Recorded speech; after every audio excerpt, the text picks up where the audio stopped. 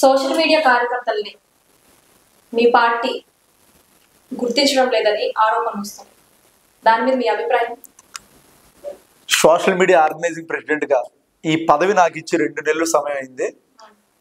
వైఎస్ఆర్ కాంగ్రెస్ పార్టీలో state అఫిలికేటెడ్ wings 30 ప్రెసిడెంట్లు ఉన్నారు, అన్ని విభాగాలు కలిపి. అందులో నా విభాగానికి ఒకటి.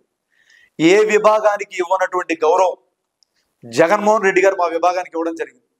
ఎందుకంటే నేను ఈ 2 నెలల కాలంలో దాదాపుగా వందల సంఖ్యలో రాష్ట్ర వ్యాప్తంగా సోషల్ మీడియా యాక్టివిస్టులు కానివ్వండి, అభిమానులు కానివ్వండి, జగన్మోహన్ రెడ్డి గారిని కల్పించడం జరిగింది. ఇది కేవలం ఆరోపణే. గతంలో ఏం జరిగిందో నాకు తెలియదు.